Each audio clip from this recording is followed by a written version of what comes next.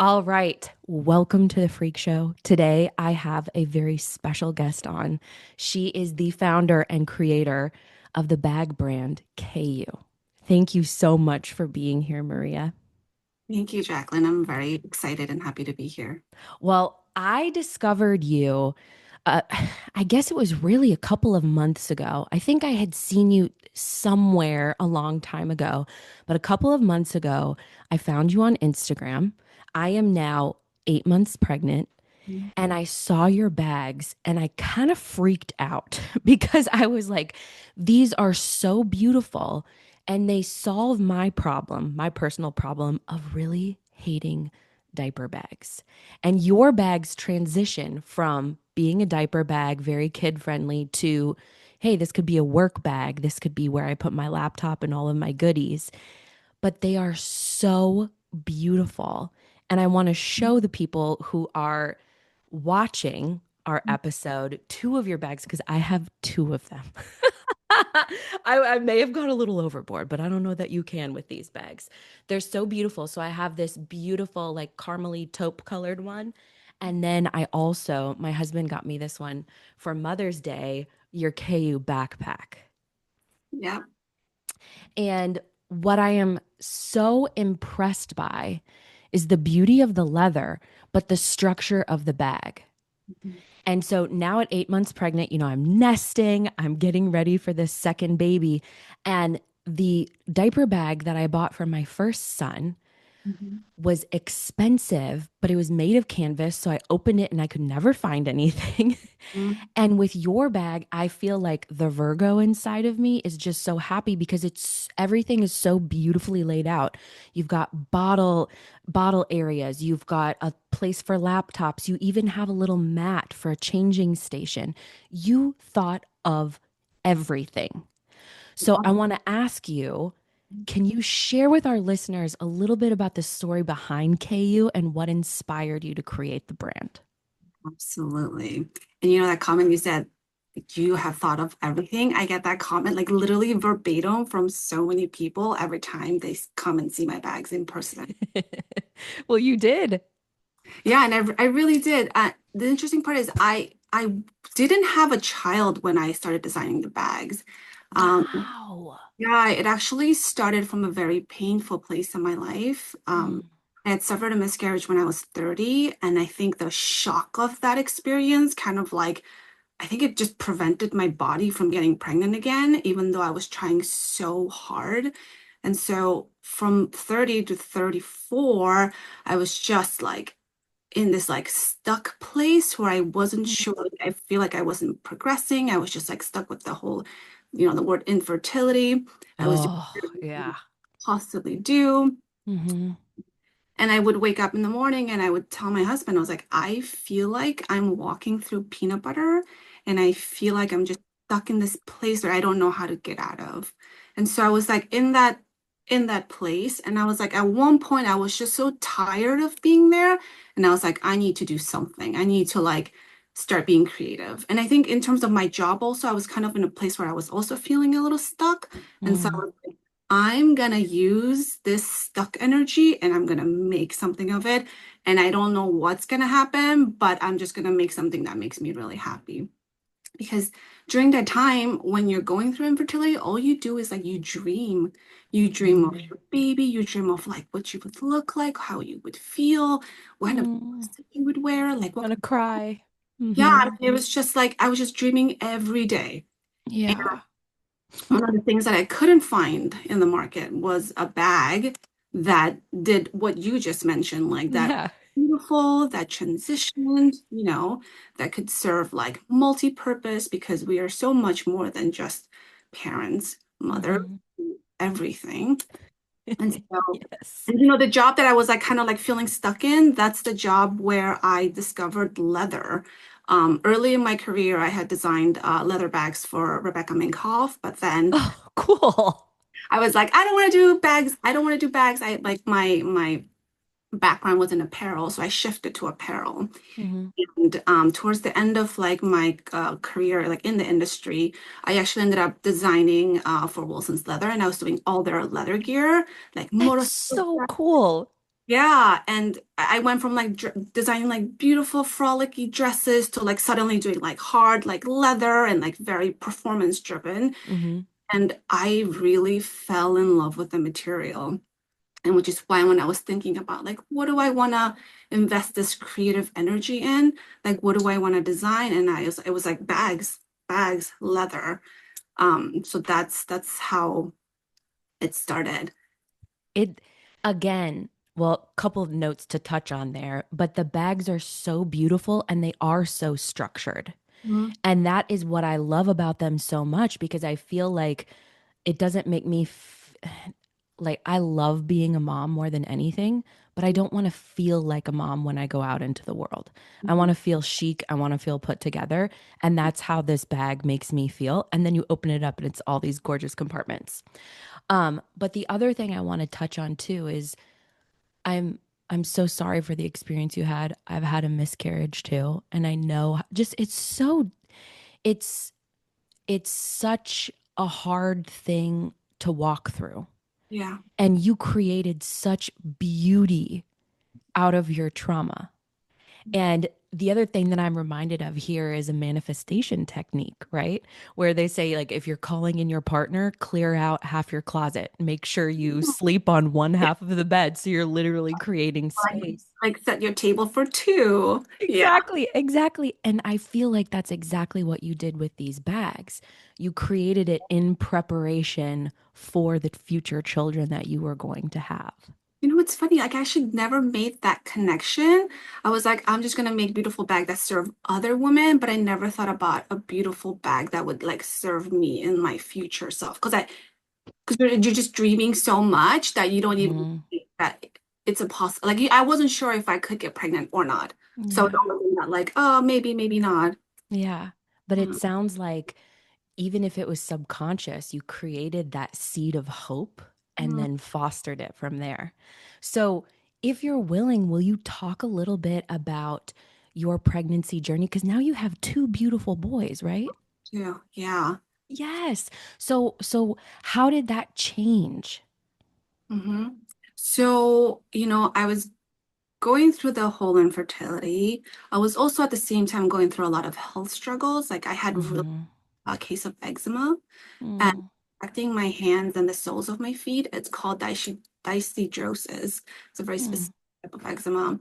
So it was like infertility, eczema. I also was like struggling with alopecia where I was like losing chunks of my hair.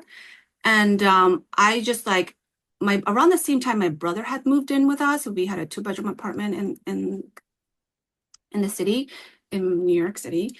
And he was like very much like into food and like health. Like he was like trying mm-hmm. own things.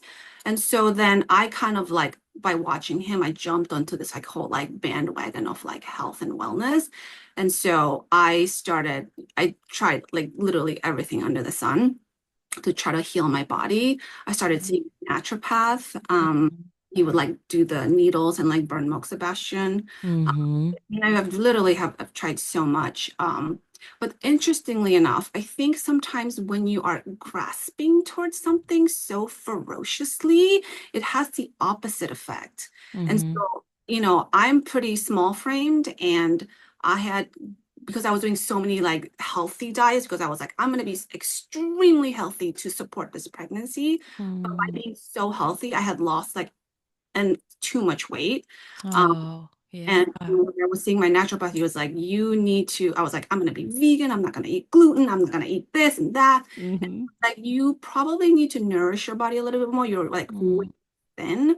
So Mm-hmm. I would recommend you eat like meats and other things. And I was very against the idea, but I slowly, Mm-hmm. I started. went through the same thing. You did. Mm-hmm. Like, it's just like you want something so badly. You want to be so perfect about it. Mm-hmm. And yeah, but it like literally has the opposite effect. And so going through the motions, and at one point I was like, okay, this health thing is not working. I'm gonna go see a fertility specialist. Mm-hmm. And so I did. And then we started doing cycles of IUI, and then we were Mm. gonna move to IVF. Okay. And with the IUI, I was going through it, and then COVID happened. Oh gosh. yeah, and called Just me. throw a wrench in it. Right. And I was like really feeling excited about it. And I was like, ready, okay, it's time to do this. And then COVID happened, everything shut down. And because of my age, they called me, my clinic called me and they said, we're just prioritizing patients that are over a certain age that are going through Hmm. IVF because you don't meet that criteria right now. There's just like we're gonna cancel all your appointments. Yeah. And so at that point, I felt really upset about it. At the Oh, same time, I was just like, I was just yeah. there's literally nothing I can do. The whole world is shutting down. Yeah. I'm just gonna there's nothing I can do. Like no one is gonna take me, and this is just I'm just gonna take a pause. Um, Yeah, and so I think that like release of like there's nothing I can do, not by my volition, but something else is like you can't do it Hmm. anymore. Just take a pause. I think that really just like relaxed me in some way. And Hmm. months later, when they started slowly opening up, they called me and they said, we are starting to take IUI patients. Do you want to come in? And by then, I didn't go with this mindset of like, yes, I'm going to do this. I was just like, oh, yeah, sure. I'll just come in and like, whatever. You already canceled my appointments before, but I guess I'll go now that you're reopened. I just kind of went in. Yeah. And that was the third round of IUI. And that's the round that, oh my God, I'm getting so emotional because, Oh, um, it's such an emotional thing. I'm crying right here with you. yeah. And, that's the round that worked. And it was like, this is unbelievable seeing the heartbeat on the screen. And Oh. you go through the fertility, you see it's Hmm. early and crazy because I had to do all the appointments by myself because it was still COVID. Um, but yeah, it was such a wild journey to get there. But I think, yeah, it was the shutdown and like, don't do anymore. You can't do anymore. Like, just be. I think that is what did it, is what helped Maybe me. it settled your nervous system enough. Like you were prepping your body with all of the healthy food, but your nervous system was still, I mean, I can imagine living in New York City. Your nervous system is just on overdrive all the time. And then having that break, it's like your body knew, I need this break. I think everybody's body during COVID, like obviously there is so much tragedy that occurred during that time, but I think the silver lining of that is Um, we needed a break. Like we- we have been going so hard, right? And women in our conceiving years, we're like, we want to have the baby and we want to have it by this time. And then we want to be able to have this one. And we plan it all out. But obviously, like that's not how life works. But then you get to see this beautiful baby's heartbeat. And I can relate to that so much. I in both of my pregnancies, that first trimester when you finally hear their heartbeat at the doctor's office, there's like such a wave of relief that goes over your whole body and you go, "Oh my gosh, like this may really come to fruition." Mhm. So, can I ask another question about the process of being pregnant with your first? Did you experience fear throughout that process? I know for me, after I had my son and then I had a miscarriage in between him and now my current pregnancy. And when I got pregnant with my second child, the first trimester, I feel like I was on pins and needles. Mm, mhm, And I really tried to combat that mentally. And I think I did as good of a job as I could with the tools that I had.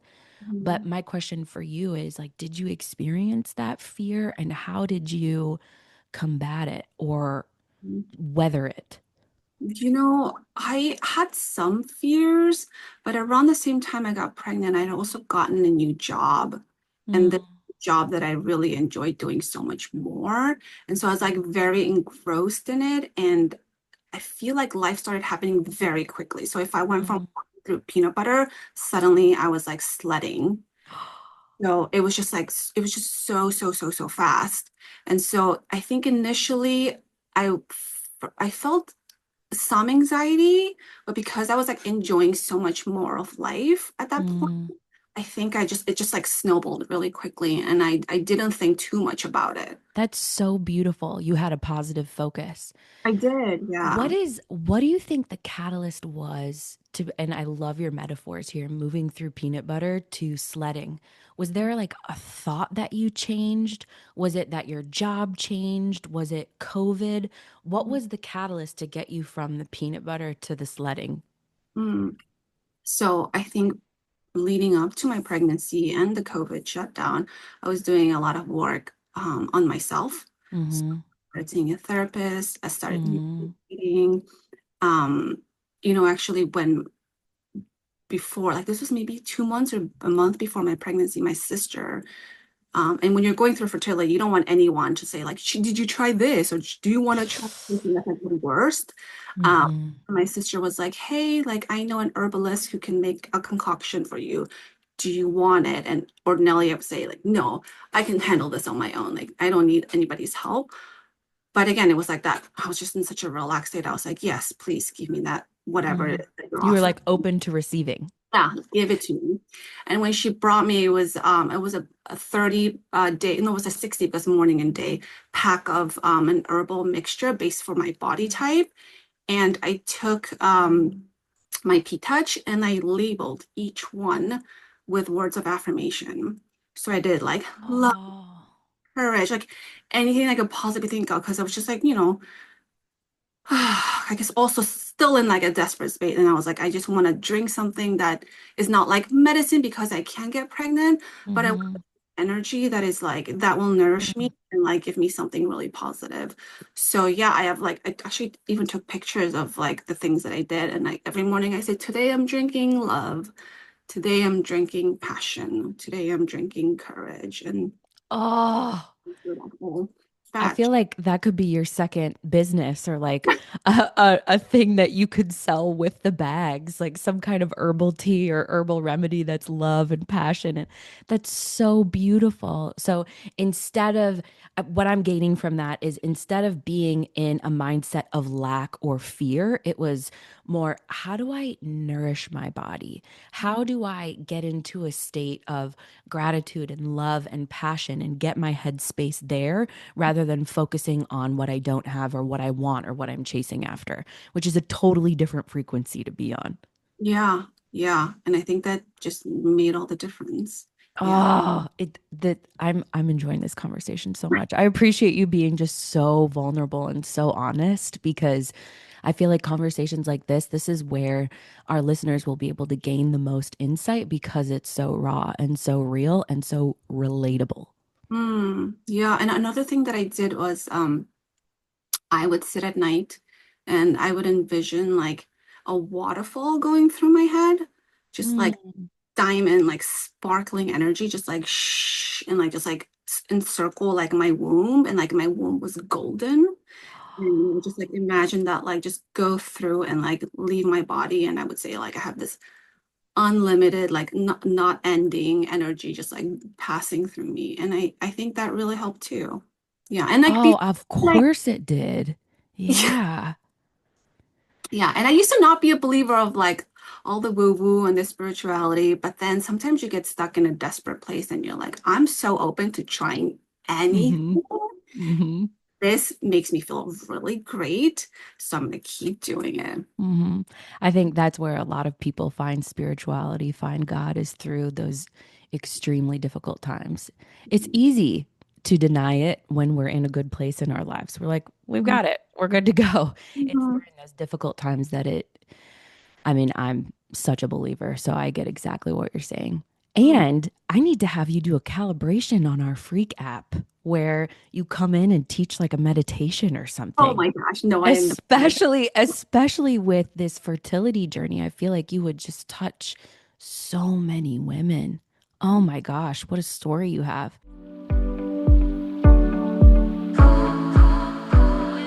This episode of The Freak Show is brought to you by the Freak app, your pocket best friend for calibrating your mind and shifting your mindset.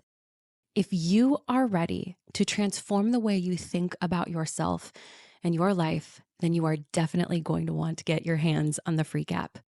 It combines uplifting audio messages, with specific frequencies designed to reprogram your mindset and transform your thoughts. With our custom calibrations, that's what we call these audio messages, you'll discover how healing your thoughts can reshape your life for the better. Whether you're seeking stress relief, motivation, or emotional healing, or any array of high frequency emotional states, the Freak app offers tailored support organized by frequency and by activity. By frequency, for instance, we have joy, abundance, serenity, self-love, self-worth. By activity, we have walking, cooking, cleaning, legs up the wall, cold plunging, and about 20 other different categories. This app is not just about helping you to feel good. It's about empowering you to live at the highest frequency daily. I created it because I wanted something that would help me shift my mindset easily and quickly whenever I need it. The empowering audio messages are amazing, if I say so myself. But what really takes them to the next level is the frequency chosen for each message. Our bodies are made primarily of water, and frequency affects water, literally. And so when you listen to these messages, not only is it helping you reprogram your thoughts by bringing awareness to them, it's also shifting the frequency in your physical being. We also have incredible plans for the Freak app. We want to do a sleep series so you can listen to frequency while you sleep and sleep deeper and better. We want to do a breathwork series where we bring in breathwork and teach you how to do breathwork combined with frequency. We want to do a series for children, helping them understand and deal with their emotions. So we have a bunch of calibrations already in the app, but our plans for expansion are enormous. We have a 5-day free trial. You can get it anywhere apps are sold, whether that's on the Apple App Store or Android. It's available everywhere. For a very easy way to download it, go to thefreakapp.com and there are links right in there. And that's THEFREQAPP.com, thefreakapp.com. And you can get all of the information there. Sam and I have put our hearts and souls into this app. We cannot wait for you to get your ears and eyes on it and give us all of your feedback. Thank you, thank you, thank you in advance for trying it out. And we hope it will be as transformative for you as it has been for us. Live on purpose and live on frequency.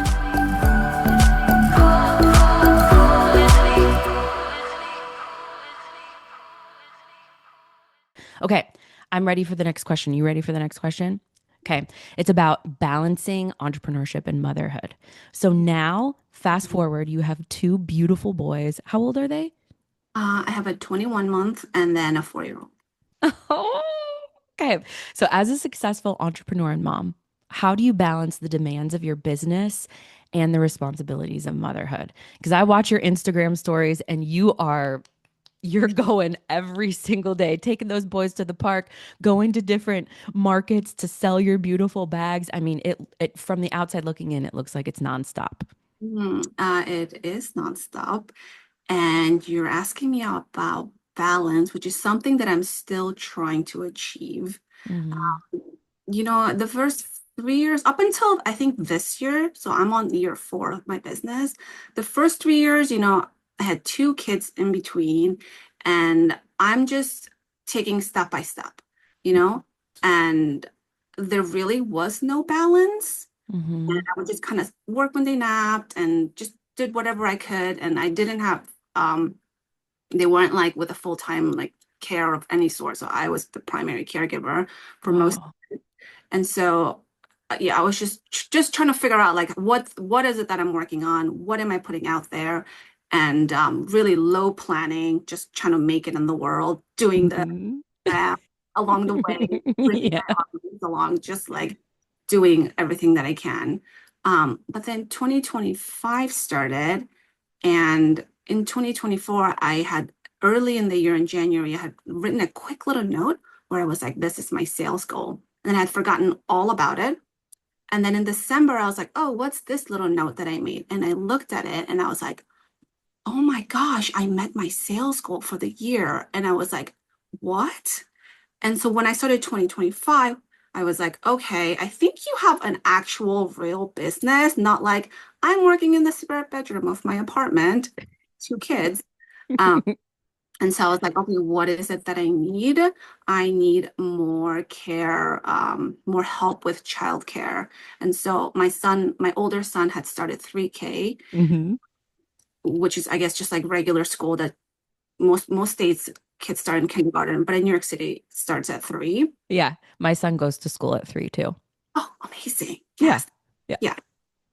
And then, so for the younger one who's home with me, I was like, I just need to get more of like a steady childcare situation. So that was Hmm. this year. And so that's what I have been doing. And so now I have a consistent schedule of like I work in the morning, in the afternoon I take care of the kids, and then I put them to bed, and then I work in the evenings as well. And so Wow. I don't know if that's like work-life balance in any Yeah. sense of the word, but it's what I'm doing right now. And it's just that season in my life where I'm like putting in a lot into Yeah. Yeah. everything.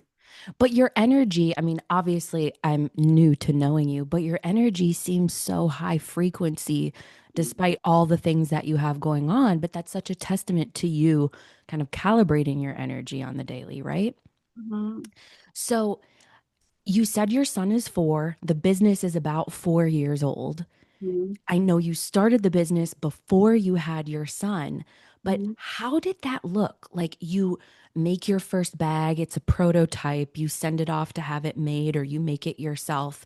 Then what's the next step? What did you do next? So I was designing and prototyping up until my son was born.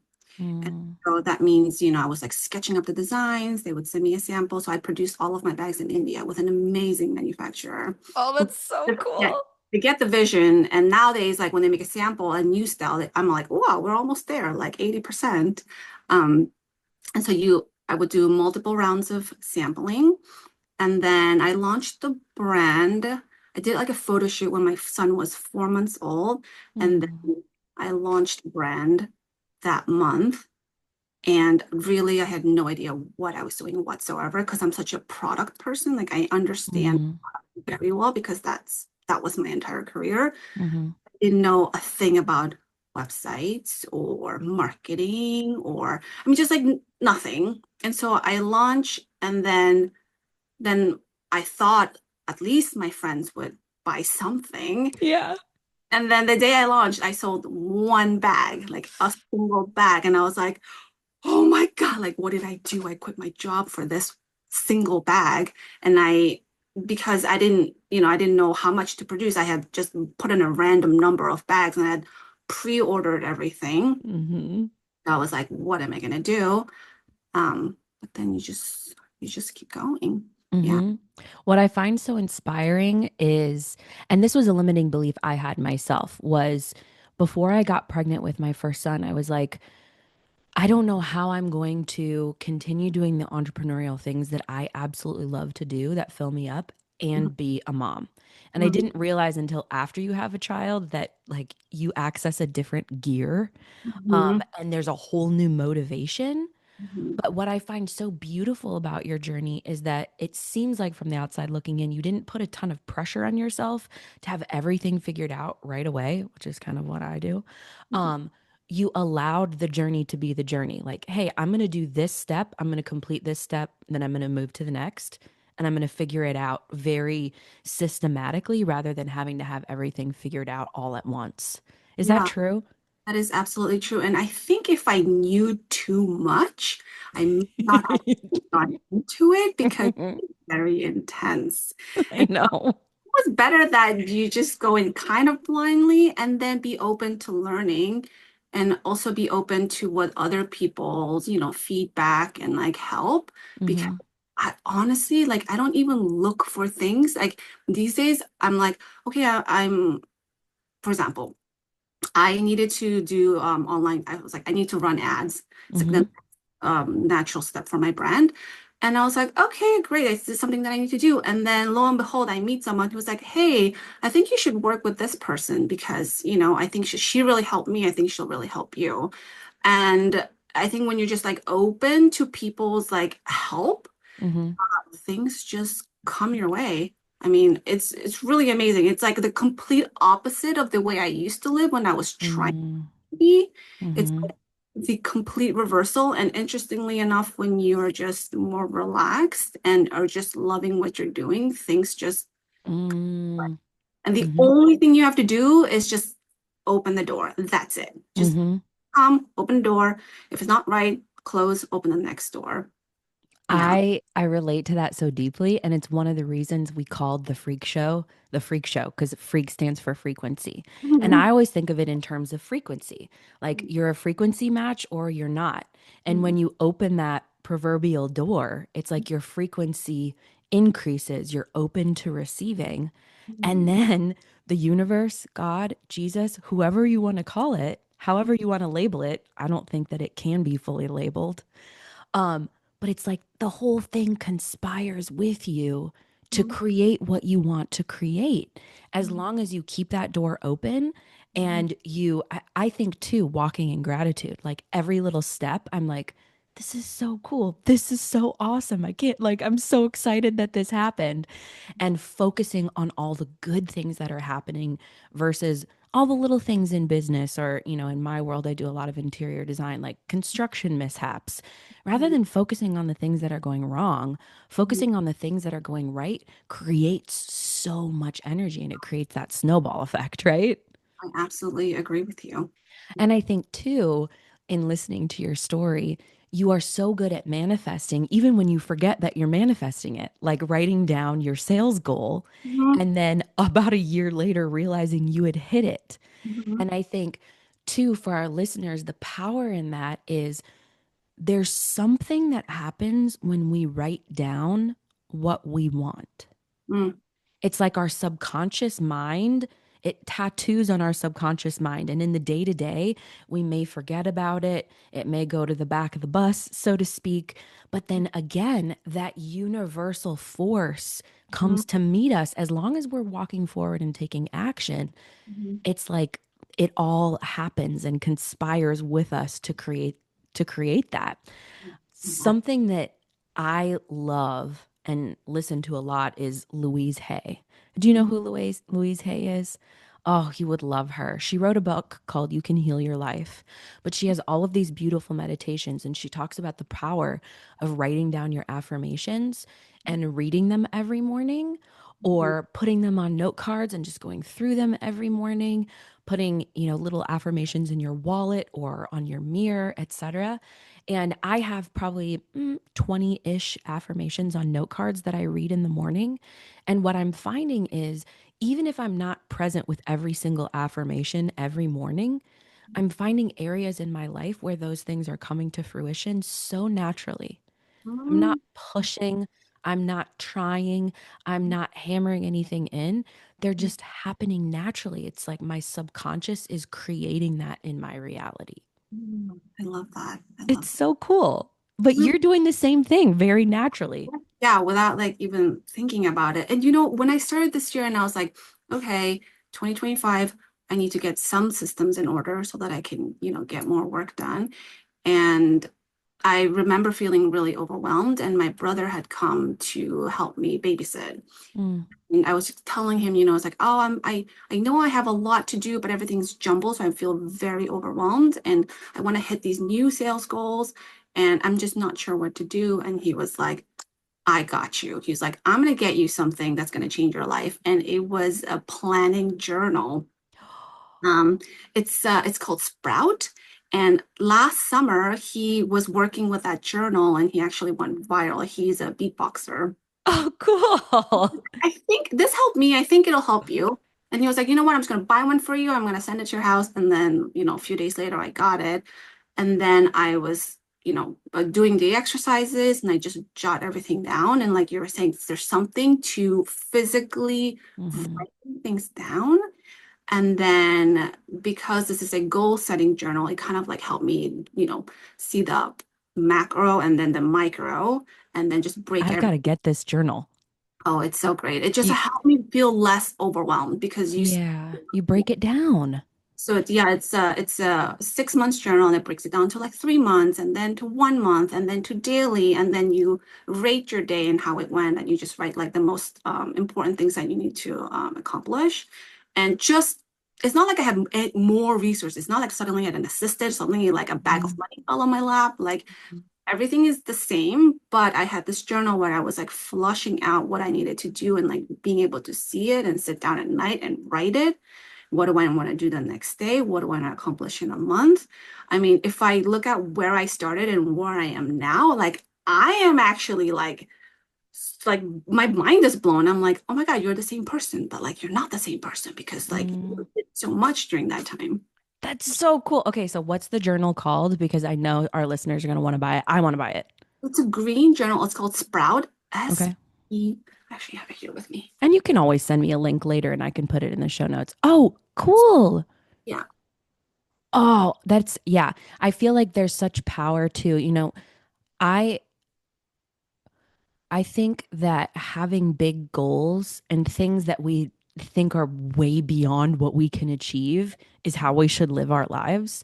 But where I get overwhelmed is breaking it down into the daily steps. So I think something like that would be really great for me because I tend to be a very large thinker, but in the micro, that's not my strong suit. So I could definitely use something like that. Yeah. Okay. I want to ask you about the highs and lows of being a mompreneur. Can you share a moment when you felt especially proud of juggling your role as a mother and a business owner? And then on the flip side, what was like a tough moment and how did you handle it? Mm. I think the highs is early in my business when I was starting to do all these pop-ups. Well, I'm still doing them, but when I was doing the pop-ups, my husband and my son would come too. He didn't Oh. also have extra childcare, and so he would be strapped on me while I was like setting up the tables. And so that's definitely like a core memory that's like etched in me. And even these days, when the kids are at home because school's closed, I've Mm-hmm. like working, they're doing their own thing, and so it's like the fact that I can marry being a mom and being an entrepreneur and doing the work that I love, the fact that it's together, I think Mm-hmm. definitely such a high. And I can, like you said, like I take the kids to the playground in the afternoon, but I can work in the morning, I can work in the evening, Mm-hmm. find pockets where I can do things. That's definitely a high. A low. Ooh, a low. I mean, it's tough. Mm-hmm. Yeah, it's tough. I mean, I have to travel I'm away a lot of the weekends because I'm doing pop-up, so I don't get to Mm-hmm. with the kids as often. Um, there's a lot of sleepless nights. You know, Mm-hmm. I tend to, the evening hours are so quiet and they're so precious that I tend to work a lot in the evenings. But then, Mm-hmm. if I stay up too late and then the kids are up at 6:30 and then I'm up at Oh, yeah. 6:30, then you're like not in the best mood and like it can snowball Mm-hmm. the rest of the day. And so like trying to balance that is it's pretty challenging. Mm-hmm. It is really challenging, especially, your business isn't new, but it's not like it's been established for a decade. And so there are all those ups and downs, and I'm in the same spot. Our business is like 3 or 4 years old, Mhm. where like we've had some really good successes, but we're not there yet. And so there's a lot to balance. So I completely relate to you. Is there anything that you do for you daily or weekly to just reset a little bit? Because I can imagine, I mean, I know how hard it is being a mom of one. I'm about to be a mom of two, Mhm. but the lack of sleep and then that drive that obviously we both have to have successful businesses and to grow and to challenge ourselves. But how do you allow your nervous system to just reset a little bit? I think that's something, an area that I really need to work on. Mm, Because I keep telling myself this is just not the season right now because I do have mm-hmm, children and because my business is also quite young. So it's like having three children. mm-hmm, I just give myself grace and say, like, maybe this is not the season in your life where you have so much time where you can like mm, love to do yoga and especially hot yoga. Um, mm-hmm, this is just not the season, but your season will come. And so I would really like to be better at balancing. I don't think Mhm. we're there yet. And I sometimes think balance is a myth. And I Mm, love the idea of breaking things down into seasons. One of my best friends has 4 children, and she has this massive cleaning business that she runs, and she homeschools her children and wow. like makes everything homemade. Yeah. Yeah. I know. I Wow. know. But she talks about seasons too. Hmm. And it makes so much sense. And I think in some ways, just that perspective shift of putting things in terms of seasons can help our nervous systems relax a little bit, where we go, you know what? It's not that I'm never going to be able to do this. It's just that in this moment right now, I don't have the capacity for it, or my life doesn't have the capacity for it. But it doesn't mean that that's 6 years down the road. It could be next month, it could be next week. But for right now, this is where I'm at, and that's okay. I don't have to be everything to everyone and do everything all the time. I'm just going to do what I can in this moment. Right, but the pressure is not there because, it's like, how are you balancing everything? How are you doing everything? Well, I'm not. I'm just not. And thank you for your honesty in that, because I feel the same way. I think, sometimes I get that question like, how are you able to do the podcast and do all the interior design work and run the business? And I am finishing up writing a book right now. And I'm like, I'm not doing everything. I have the same amount of hours in a day, and I just structure it. I go, okay, I'm going to write for an hour. Now I'm going to work on client work for an hour. Then I'm going to take a 30-minute lunch break and just breathe for a second and eat my food. Then I'm going to exercise for an hour. And I just kind of take it day by day and take, like you said, take that pressure off to have everything done exactly when it's supposed to be done. I'm going to do my best, but if this book isn't done on the day that it's supposed to be done, I'm also not going to beat myself up because I have a billion other things going on. Mhm. Yeah. Oh, okay. So setting boundaries. And we touched a little bit about this in the last question, but how do you set boundaries to ensure that you are nurturing your business and your family without completely burning out? And it doesn't mean it's perfect. It doesn't mean you're happy all the time or you're like making these elaborate homemade meals, but in sitting with you during this time, you're relaxed. You have this beautiful light energy. There's obviously something that you're doing that's working. Hmm. How do I set boundaries? I think maybe this year because I started with the more structured schedule with the more consistent help with the children. I think Hmm. that like from, 8 to 1, this is your work, these are your office hours, this is where you're gonna work. I think that is what's helping me. I guess my hours are my boundaries. And That's a great way of looking at it. yeah, when I'm outside of those hours, then I can just relax and be with the kids. And I'm notoriously known for not checking my phone, especially in the afternoons, because I'm just like, okay, I'm just with the kids now. Like, I don't even know where my Mm-hmm. phone is, probably somewhere in the stroller. Mm-hmm. Yeah, so I guess those are my boundaries. I love that though, because that's so simple. I think often we overcomplicate things unnecessarily. And just to say, hey, here's my work block. And then when the work block is done, it's done. And I love that you said I'm notorious for not checking my phone in the afternoon. I think that's so healthy because then you're able to be present with your kids who are growing and growing fast. I mean, I think about my son Roman, he's 3. I feel like yesterday he was born and now he's 3 and we're having full on conversations. And I don't want to miss that. And I don't want to be the mom that is sitting on my phone and he's begging me for attention. I think like the idea of like, I'm in office at this time. I am very not in office at this time. And having that clear delineation is just so healthy. Okay. So, last out of the box question, and then I want to do some rapid fire questions for you. If you could give your younger self one piece of advice about your path in entrepreneurship and into motherhood, what would it be? And do you think your younger self would have listened? I'm not sure if my younger self would have listened because she's quite opinionated. Um, but I think everything that you want will come your way if you just relax and also listen to your gut. Because I'm the way I make decisions, sometimes people are like, nothing makes sense, but it makes sense to me. So an example of this is when I was launching my business, I decided to quit my job because I decided not to come back to work. So I gave birth Mhm. on mat leave and I just decided I'm going to launch my brand instead of going back to work. And at that time, I was the breadwinner.